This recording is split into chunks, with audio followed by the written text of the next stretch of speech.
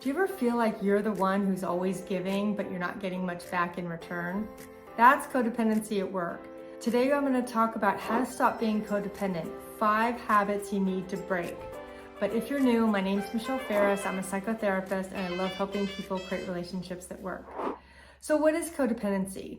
Codependency is a relationship pattern where you look to other people for your love and validation because you can't give it to yourself. And this sets up one-sided relationships where you're sacrificing yourself for other people. And that's why these habits are so important to break. So the first habit you need to break is to stop saying yes when you mean no. Often when you're codependent, you feel obligated to be the first one to help and the first one to contribute. Because most people who struggle with codependency tie their worth to what they do and what they give to others. But let's face it, at first, you might feel like the hero. I know I did, but it's soon followed by feeling resentful. Like, oh, here I am again, sacrificing myself again, while the other person isn't necessarily giving you the same in return.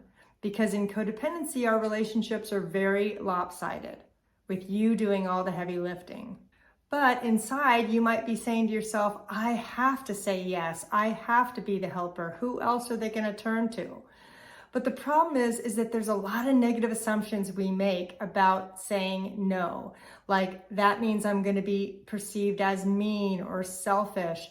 And to be honest, the people in your life that really love and honor you want you to take care of yourself.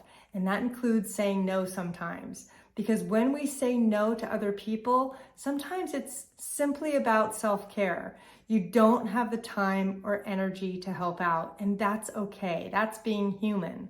So the next time your buddy asks you for a favor, let them know you're gonna think about it.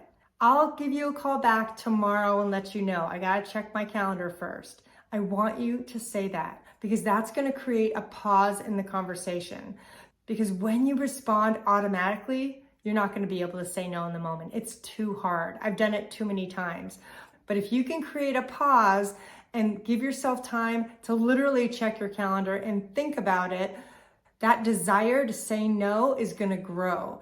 And at first, it does feel super uncomfortable to say no because you think the other shoe is going to drop and somebody might be mad at you.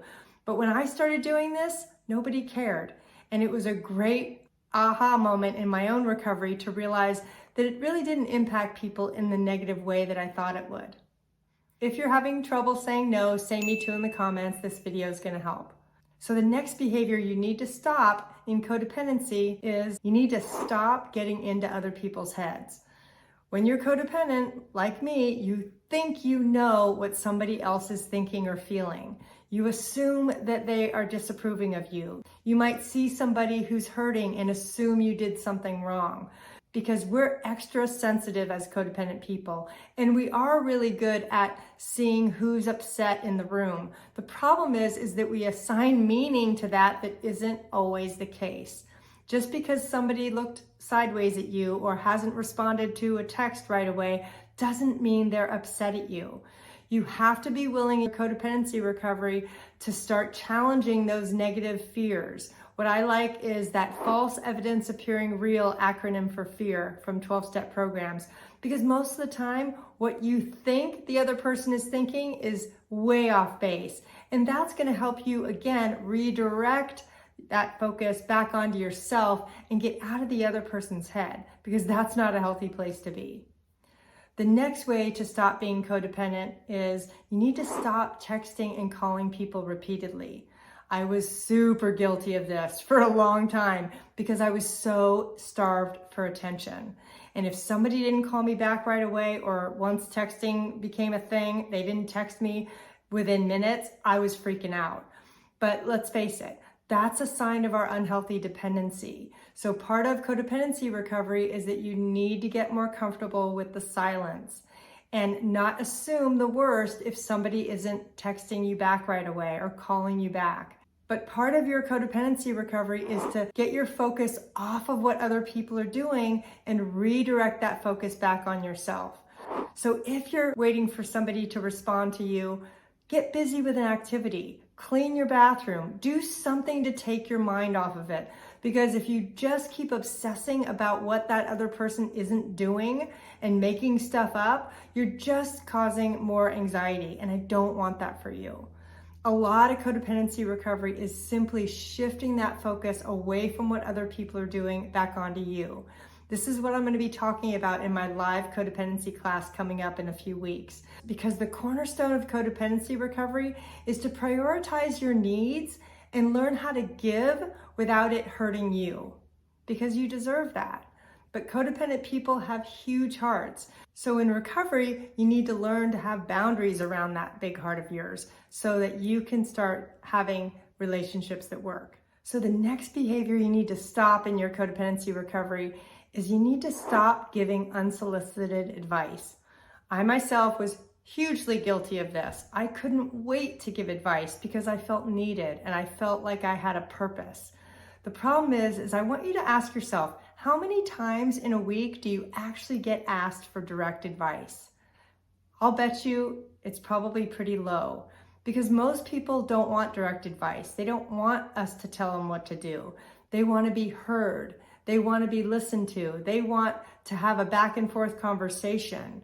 They want to feel like they can figure it out for themselves because that's the respectful thing to do. If we insert our opinion without being asked, it ends up repelling people. Because in codependent relationships, there's an element of chase. We want that other person's attention so bad that we'll do cartwheels to get it. And part of that is giving unsolicited advice. The problem is that it ends up making the other person feel bad, like they can't handle their own life. Or now they feel obligated to do what you've told them to do because you're so passionate about it. And let's face it, if you're codependent, you have a huge heart that needs to be preserved. But giving unsolicited advice is not the best way to do that. Instead, you might say something like, wow, that sounds really tough. How can I support you? Just validate where they're at because most people are going to really appreciate that versus being given direct advice. The next behavior you need to stop in order to break free from codependency is you need to stop trying to control people, places, and outcomes. Because when you grow up with codependent behaviors, you probably felt out of control somewhat in your family of origin. Maybe there was drinking or abuse, or you were neglected, or your parents just didn't know how to parent you. There's usually a feeling that we don't have control growing up of what's happening around us, and it can create a lot of fear and anxiety. So fast forward into adulthood, we try to seek control because that's how we think we're going to be safe. If I can control what's happening in front of me, I'll know what's coming. The problem is that's totally unrealistic. Nobody knows what's next. And the amount of time and energy we spend trying to control what isn't controllable just creates more fear and anxiety for us. Because the goal of codependency recovery is to practice acceptance and letting go. And that's what's going to give you relief in your codependency recovery, is to realize that when you try to control things that are outside of your control, you're going to feel more anxious. Other people are going to be more tense around you because when we're trying to control somebody else's behavior, they don't like that either. I want you to have healthy relationships, and part of how we do that is letting go of what isn't under our control anyway. So for example, maybe you're the one in your family that tends to plan big family events, and you get kind of controlling about it, telling people what they should do and who's going to give what, etc. Instead, I want you to do less. I want you to ask people for help. Because if you can start to pull back and realize that you don't have to be in charge all the time, you're actually going to feel a lot less anxious. But in the beginning, what you might want to do is just ask for help. That may be the first line of defense for you, to realize that you don't have to do it alone. And that is one way to let go of control. Because breaking free from codependency is not going to look perfect. This is a long journey where one day at a time, it's about taking baby steps.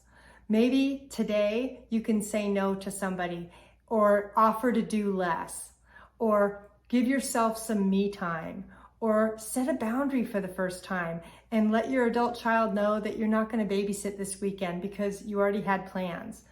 Because here's the thing, If you can start taking baby steps in your recovery, you're gonna start to gain confidence and start getting some relief. That's what I want for you. So the next step I want you to do is I want you to go watch my video on the easiest way to start setting boundaries, because that is your next step. Thanks so much.